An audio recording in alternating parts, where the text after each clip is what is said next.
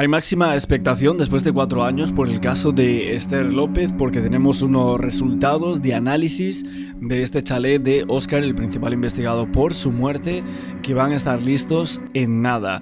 Los medios de comunicación van a dar este resultado en las próximas horas.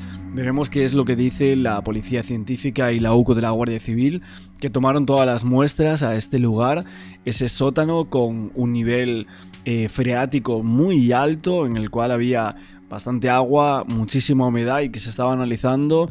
Y obviamente mañana vamos a tener esos resultados. Tras más de 15 horas de inspección, se han hallado o no se han hallado restos orgánicos de Esther López. Esto es lo que tenemos que llegar a comprobar, porque realmente si se llegaran a hallar, creo que sería la pista definitiva en contra del acusado. Y después de tanto tiempo en el cual la Guardia Civil ha indicado que el único sospechoso a día de hoy sobre la muerte de Esther es este señor con esta casa que vivía aquí, y ahora se encontraba esa habitación, pues un acceso sellado en el cual había un cuarto secreto que cuando el propietario o el nuevo propietario de la casa lo vio, pues alucinó.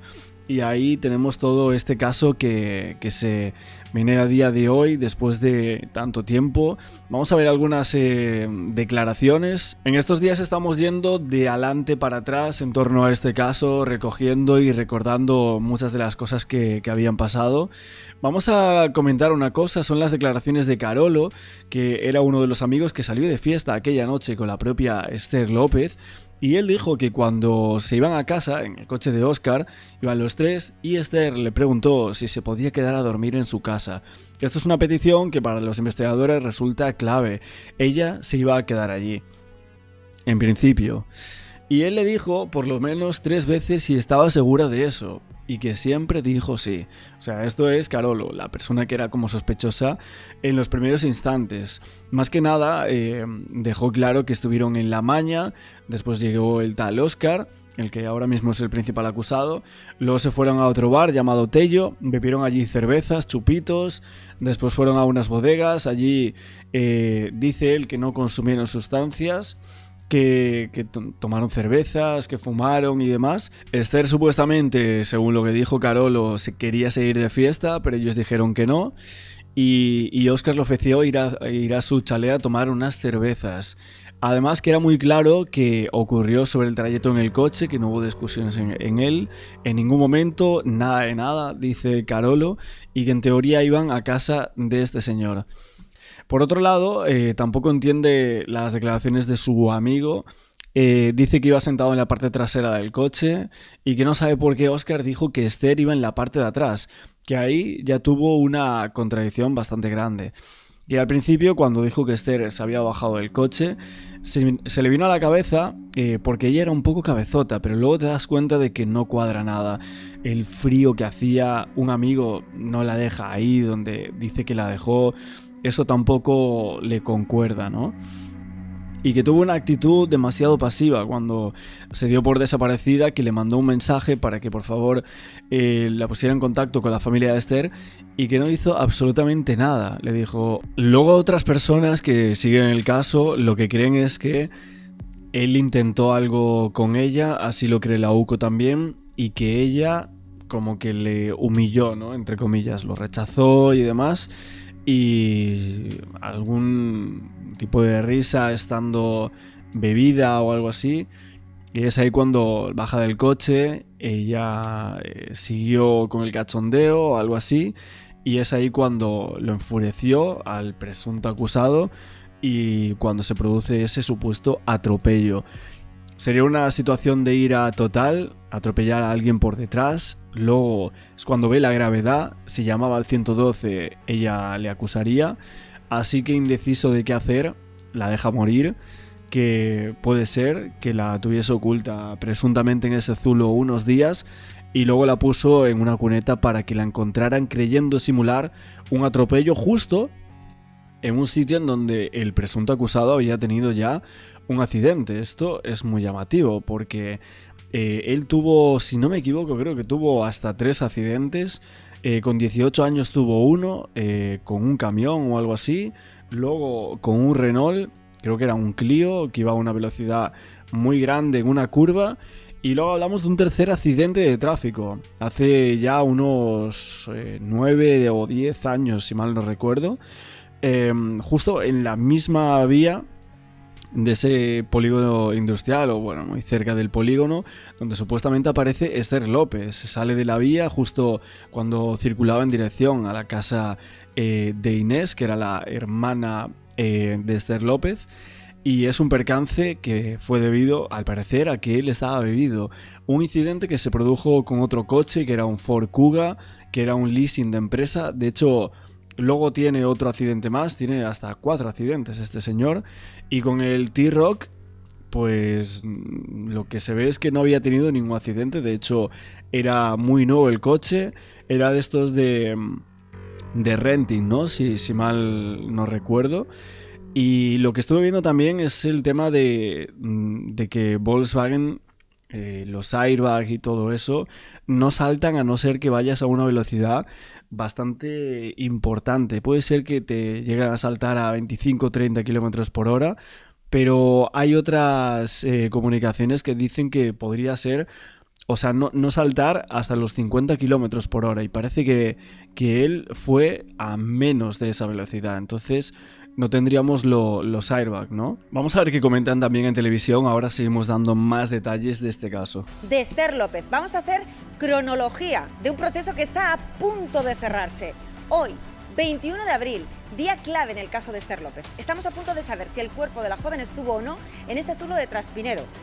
15 horas han estado registrando la casa del único investigado por su asesinato y otras tantas en un laboratorio de Madrid, y los resultados estarán listos en cualquier momento del día de hoy, y aquí os lo vamos a contar. Podría ser el final de una investigación que arrancaba el 17 de enero de 2022, cuando la familia de Esther denuncia su desaparición.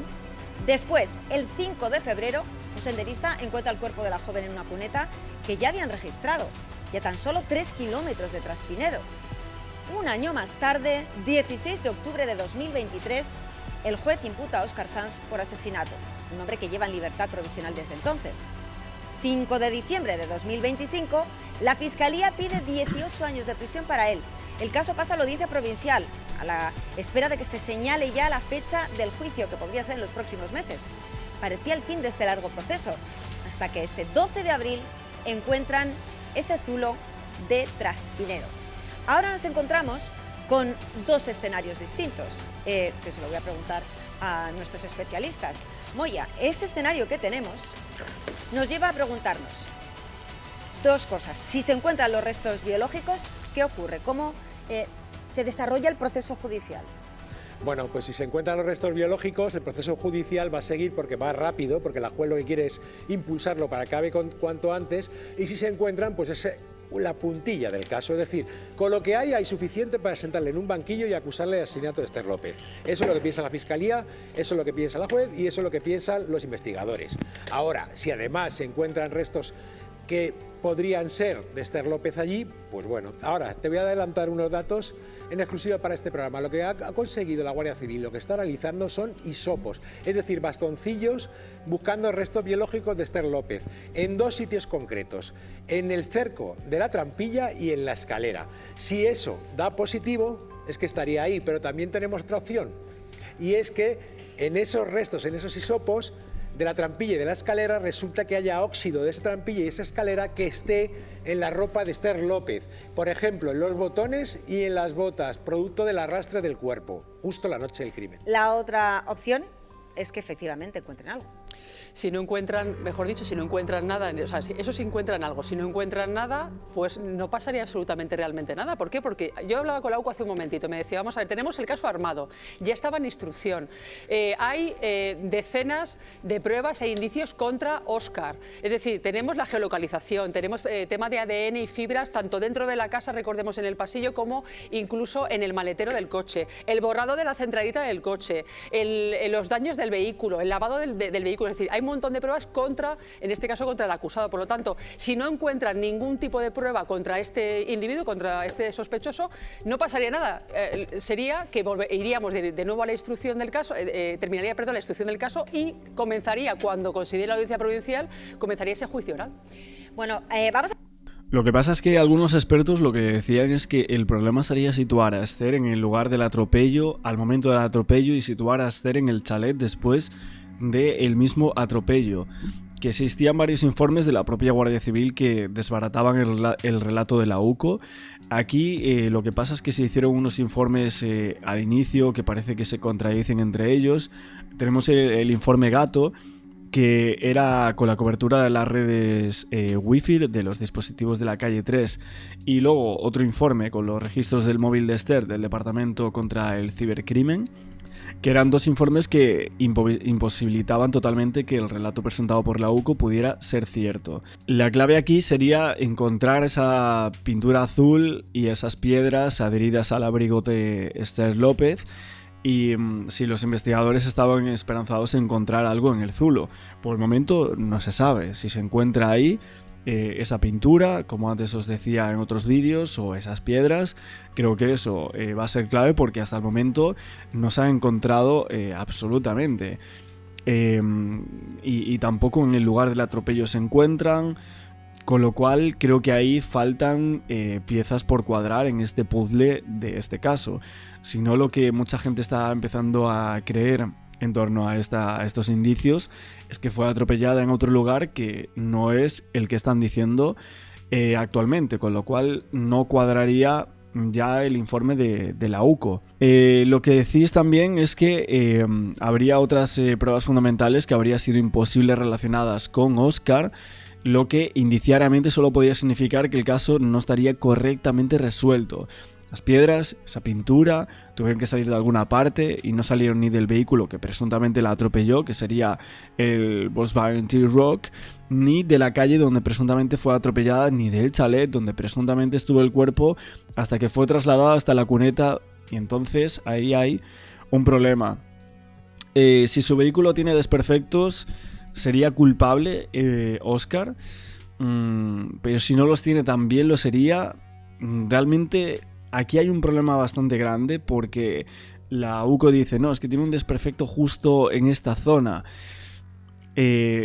Aquí lo que la defensa de Óscar dice es que existirían dos actas de inspección ocular del T-Roc en enero de 2022 que demostraban que el T-Roc no tenía daños. Entonces, claro, por eso él dice lo de, no, es que este golpe me lo puso la UCO, me lo puso, bueno, realmente puede ser que lo hayan chocado y que él no lo supiese. O sea, si un coche tiene unos daños, pues ya evidentemente no es culpable de primeras de un crimen o, bueno, de un presunto homicidio, lo que queráis.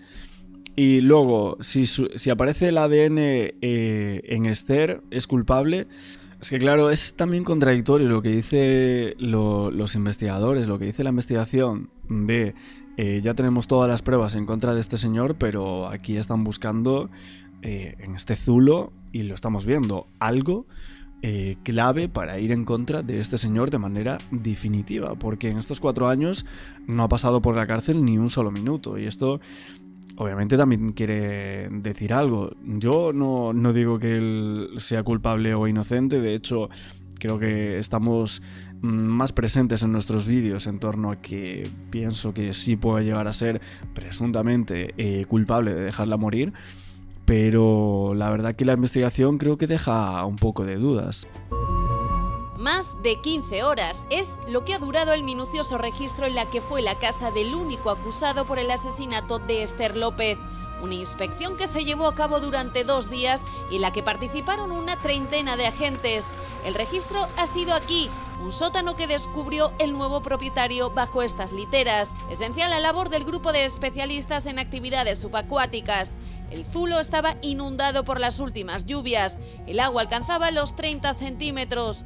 Unas maderas flotando, 2 garrafas y lo que podría ser una bomba de extracción de agua. Es lo que se encontró la Guardia Civil en este zulo de apenas 12 metros cuadrados. Para acceder, esta escalera oxidada sin apenas peldaños. La Guardia Civil trata de recoger todas las muestras para analizar si algún resto es compatible con las muestras biológicas de Esther López. ¿Estuvo su cuerpo en este habitáculo antes de aparecer en la cuneta? Según los forenses, el cadáver estuvo sometido a una humedad elevada. Lo supieron por un hongo que apareció en la tela de su pantalón.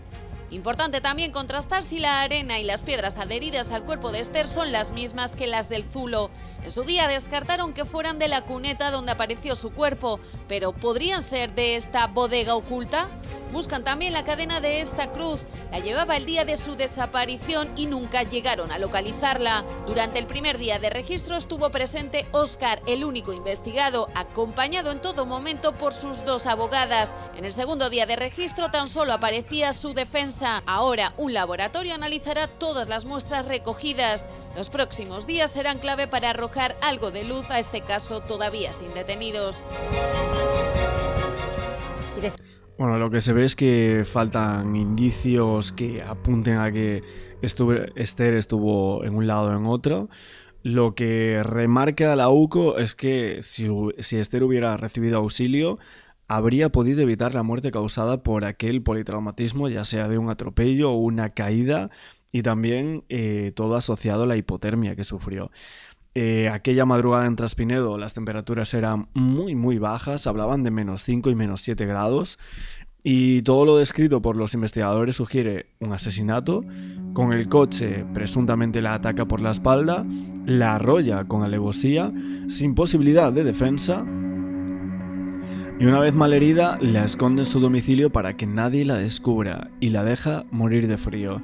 Sin buscar ni ofrecer ayuda, permite que agonice y presuntamente para esconder aquel delito que fue atropellarla por la espalda. Lo que pasa es que nunca encontraron nada en la casa del acusado, de Óscar Sanz.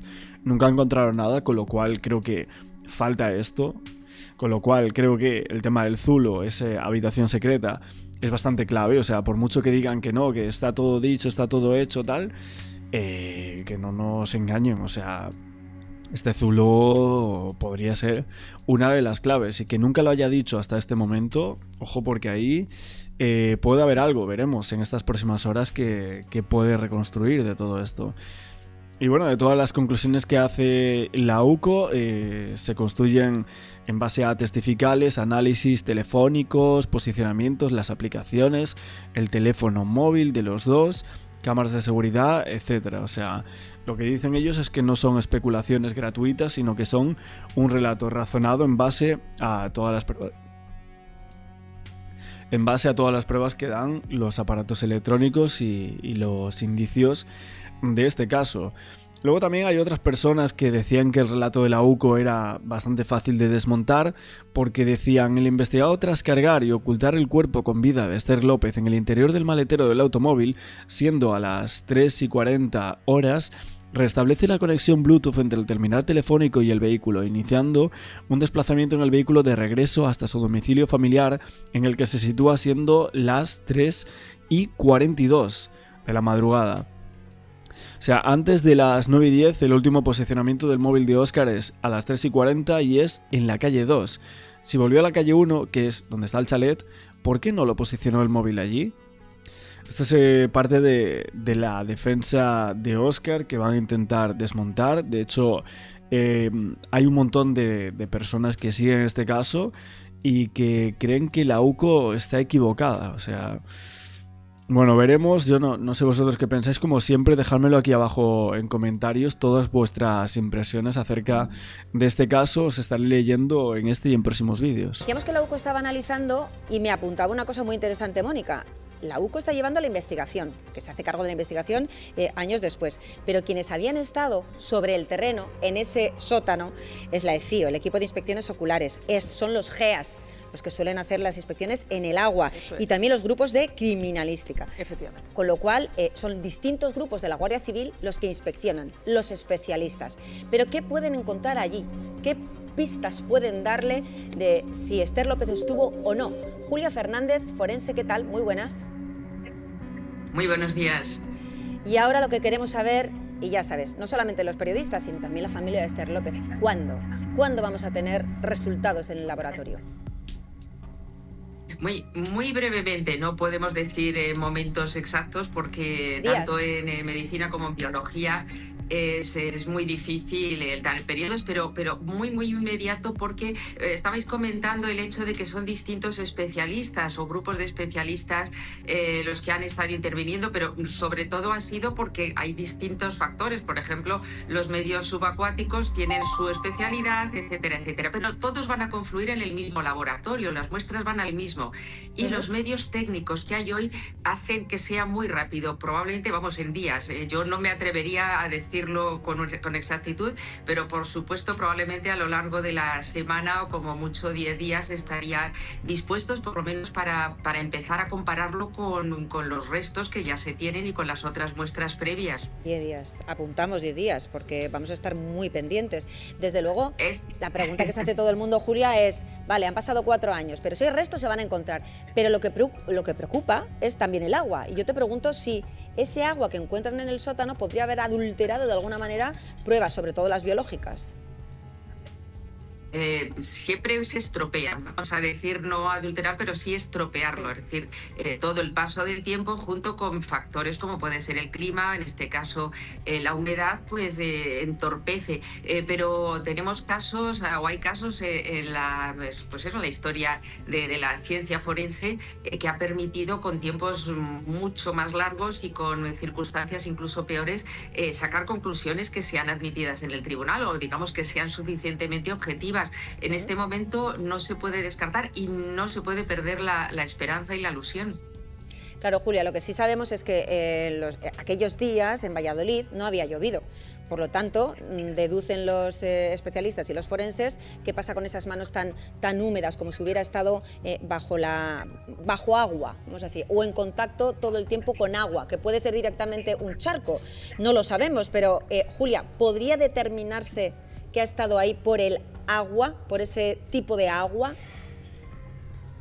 No, esa determinación yo casi contestaría que no, me puede contradecir algún compañero, pero yo diría que en concreto el agua que se ha recogido ahora, es decir, el agua que proviene o se ha sumado de las últimas lluvias, estamos hablando de 4 años, siempre se dice ha llovido bastante, ¿no? En 4 años pues ha llovido en un momento dado, en otro, pero en sí el líquido con el que pudo estar en contacto el cuerpo de Esther, ya sea vivo como fallecido, probablemente no se puede determinar o comparar con lo que se tenga en este momento.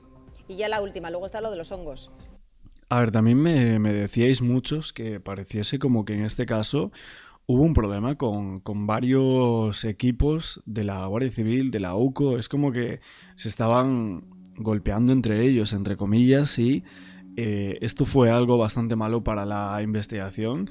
Incluso después de ayer hablar del tema de la piscina y todo eso, he visto en algunos comentarios de algunos vídeos con muchas visitas de este caso, diciendo 30 centímetros de agua y pintura azul, solo hay que echar un vistazo a esta casa. Afuera de ella, ¿qué tiene en el jardín? Una piscina. Y de ahí el tema de la pintura azul tapada con una lona. De ahí que la saca él solito sin dañar el cuerpo, y además que desde fuera no ves nada del interior de la piscina. Hay muchas personas que tienen este tipo de piscinas en su casa y que lo estaban comentando. Y bueno, mucha gente lo piensa así después de ver todas las pruebas. De hecho, otra gente lo que decía es que la piscina fue literalmente una de las cosas que primero inspeccionaron. Ya bueno, pero es que lo curioso es que los perros forenses que llegaron allí los primeros días detectaron sangre en una parte de la casa, en el salón, si no me equivoco, y justo en las inmediaciones de esa piscina. Hombre, cuanto menos es llamativo, ¿no? Luego en el caso de Madeleine también, los perros se equivocaron, ¿no? Con los padres. En este caso también se equivocaron, ¿no? Al final se equivocan en todos los casos, ¿no? No sé, me parece eso curioso. Si se puede determinar que el hongo que encuentran en el cuerpo de Esther es el mismo que podrían encontrar o que encuentran en ese sótano, porque, corrígeme, los hongos tienen como su propio ADN, dicen, es este hongo de esta familia, de este sitio. Más o menos así, efectivamente. Precisamente hongos, bacterias, virus, gérmenes nos ayudan en muchas ocasiones a conocer que se ha desplazado un cuerpo de un sitio a otro porque tienen su hábitat o tienen efectivamente su ADN, su recorrido genético. Ese tipo de determinación sí sería definitivo para poder compararlo con el que se encontró en la autopsia de Esther. Bueno, pues 10 días apuntados a ver esos resultados que todo el mundo está esperando. Para decir que es muy rápido, para decir que es bastante rápido lo que se pueda determinar.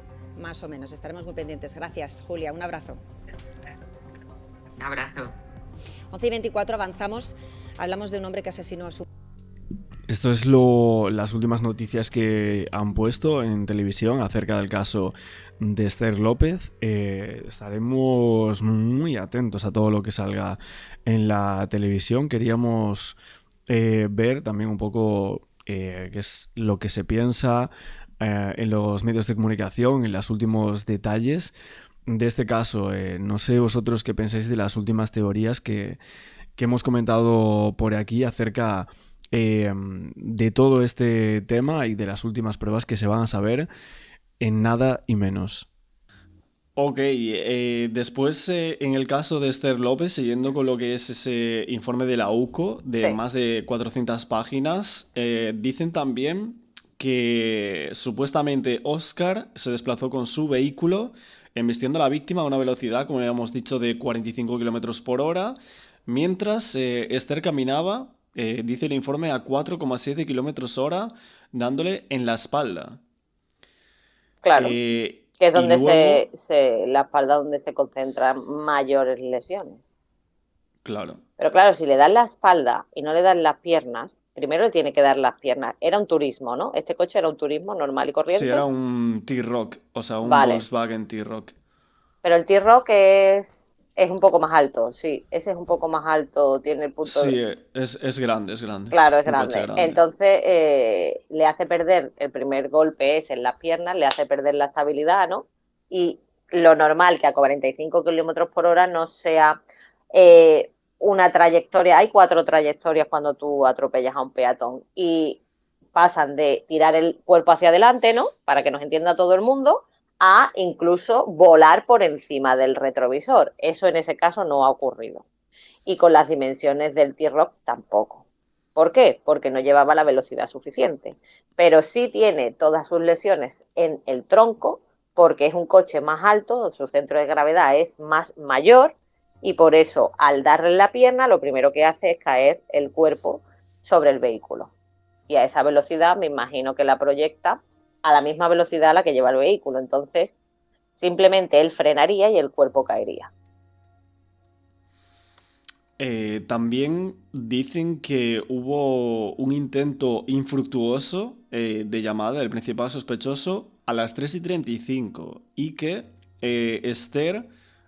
supuestamente dirían que sería atropellada a conciencia entre las 3:29 y las 3:35, que es ese intento de llamada del principal sospechoso esa fatídica noche. O sea, él hace un intento de llamada.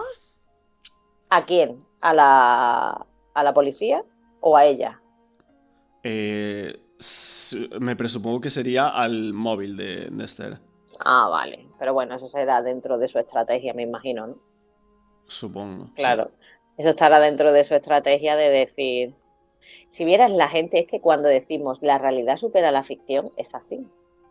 Es que es verdad. No te puedes imaginar, sí te lo imaginas porque lo vives y lo trabajas, ¿no? En los casos, pero tienen una imaginación cuando se meten en líos la gente de esa manera. Es posible que digas, venga, pues voy a llamar, pero lo que no sabe que luego los investigadores están preparados para coger a los intentos de engañar a la instrucción, obviamente. Sí.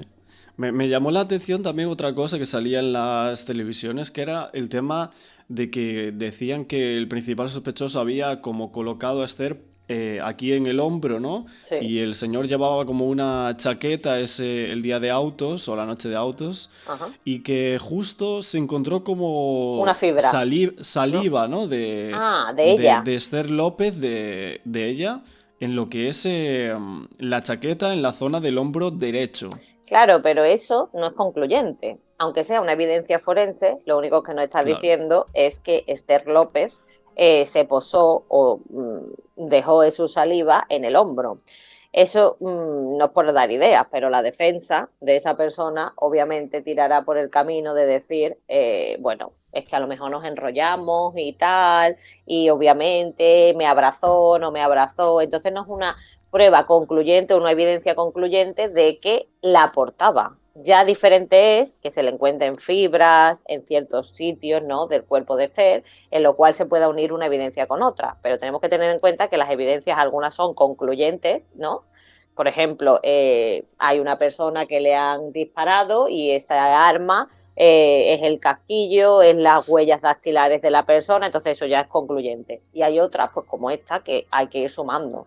No se concluye simplemente con eso. Claro, la hermana siempre le preguntaron, ¿no?, sobre el caso y una de las cosas que siempre dijo fue el tema del maletero, ¿no? Sí. Que en el maletero decían que había como una evidencia en el maletero del sospechoso de restos orgánicos de su hermana, ¿no? Y que supuestamente que era saliva de Esther López en ese maletero cuando el investigado decía que, o afirmaba que nunca habría abierto ese maletero. Ah, bueno, claro, si es en el maletero ya es concluyentísima, porque ya sabes que el cuerpo ha estado allí. No va a coger saliva de una persona y la va a poner en el maletero. Claro, y la defensa del investigado lo tendría más Ahí la complicado, ¿no? tiene Con súper esa difícil, muestra sí, sí. a que con el tema de la chaqueta, por ejemplo. Exacto, sí. Lo de la chaqueta es más una prueba no concluyente, pero la del maletero obviamente sí. Y porque no Y han utilizado, por ejemplo, bueno, porque ya les ha servido la evidencia, la ciencia y la tecnología que han utilizado. Pero, por ejemplo, ya si no, pues te puedes también traer los perros que huelen a cadáver y huelen a sangre humana y demás. Si lo hubiera metido en ese maletero, probablemente hubieran señalado el maletero como el lugar donde aparece un cadáver. Entonces ya eso, porque te digo, las pruebas de los perros no son concluyentes. Ya lo vimos con Madeleine McCann. Pero sí te dicen dónde buscar. Y si el perro señala y tú encuentras saliva o sangre, son dos pruebas, evidencias que se unen, las cuales sí son concluyentes. Eso es magia, Ok. pura ciencia. También se dijo el tema de asesinada en un arrebato. ¿Tú crees que pudo ser así? ¿Que surgiera como Es que no es un un arrebato. conflicto interpersonal? Es que yo creo que ese arrebato y esa intención de decir que es que ha sido un arrebato y me he dejado llevar porque estaba drogado, se pierde cuando tú escondes un cadáver, lo retienes 12 horas, ella no había muerto en el momento en el que tú le das esa paliza y la atropellas, y luego con toda tu intención intentas hacer pasar por un accidente de tráfico dejándola en una cuneta 20 y tantos días o 20 días. Ahí ya has perdido toda la no intencionalidad. Entonces, por ahí que no vaya, porque creo que va a perder todo, vaya. También otra cosa que me llamó mucho la atención es que dicen, según los datos que se presenta aquí, es que supuestamente el principal sospechoso estuvo en el punto exacto en el cual se encontró a Esther unos 38 minutos. Sí, no, y que ya ahí, ves cómo no son tan inteligentes después. Ahí ya había ocurrido, él había tenido un accidente. Ya, eso sí se había Tiempo dicho. atrás. Entonces, Ajá. claro, eso es algo que si lo encontraba la policía, la Guardia Civil, la Fuerza Instructora General, pues obviamente era un indicio de que posiblemente conocías ese lugar porque ya lo habías vivido, ¿no? Ya te había ocurrido un siniestro y ya sabías dónde la podías poner, que no la vieran, porque claro, es a lo que volvemos como el caso de Marta del Castillo. Sin cuerpo no hay delito, aunque haya una persona en la juzgada y obviamente cumpliendo condena, pero a lo mejor si aparece ese cuerpo hubiera muchos más culpables. Y realmente se sabría la verdad. Entonces, Ya. que no aparezca o que aparezca tan tarde el cuerpo de Esther López, obviamente borra la evidencia Bueno, y menos mal que apareció, que es lo que ha hecho que puedan realizar la investigación completa. Claro, si le pasó ahí el tema de un supuesto accidente a esa persona, la noche de autos o la vez que colocó supuestamente ese cuerpo allí, es como que en ese momento pues te da a pensar rápidamente en un lugar y podría ser ese, ¿no? Es como una teoría que se Claro, y ve aunque tú en ese posible. momento, lo que hemos hablado en ese momento, tenías sustancias ilícitas, ilegales en tu organismo, los cuales te podían hacer actuar Sí. de una determinada manera, no te va a durar 12 días. Es que ahí lo tienes todo perdido. O sea, esta persona, por mucho que le quieran reducir la pena, con esta investigación y este veredicto por parte de la instrucción, lo tiene complicadísimo. Así que ¿Cuánto crees que le puede caer? no lo sé. No es que yo no soy abogado, pero tú sabes, la justicia española. Vale. Pero me imagino que será la máxima pena, obviamente, porque además tiene dolo, tiene intención, tiene todo eso, va sumando. Y probablemente, pues, sea, espero, una sentencia justa. Una condena ejemplar. Sí. También otra cosa que esto creo que también se comentó en el caso de Lucía Vivar es que la familia o el círculo de Esther López comenta que el principal investigado que también estuvo en las batidas de búsqueda de Esther López, algo que comentábamos también en el Siempre. caso de Lucía Vivar, Sí. si realmente las personas que supuestamente secuestraron a Lucía Podían estar estuvieran allí. también en las Sí. batidas, ¿no? Es que eso es el 98-99% de lo... Porque claro, necesitas saber. Cuando un caso es muy, muy, muy mediático, como luego ha pasado con Esther López, con Álvaro Prieto, con Lucía Vivar, pero eso ha pasado luego, con posterioridad. Entonces, en ese momento necesitas la información de decir qué hago, qué no hago, por dónde tiro y dónde... Obviamente tienes que estar allí. Y si no estás allí, tienes que tener a alguien cercano. Y eso se supone que, bueno, inteligentemente, no es, o hay gente también que quiere regodear si es que le gusta, ¿no? Bueno, ya eso lo debería de hablar un psicólogo, las psicopatías y demás, en las cuales, bueno, pues cada individuo que perpetra estos casos, estos homicidios, estos asesinatos, pues le gusta ver como su trabajo, ¿no? Cómo se desarrolla lo posterior que pueda ocurrir. Pero sobre todo yo creo que es eso. Cuando no hablamos de gente que hace algo puntual, porque de Lucía Vivar recordemos que no sabemos si es un psicópata, dos psicópatas o era alguien que lo tenía planeado por otra serie de motivos.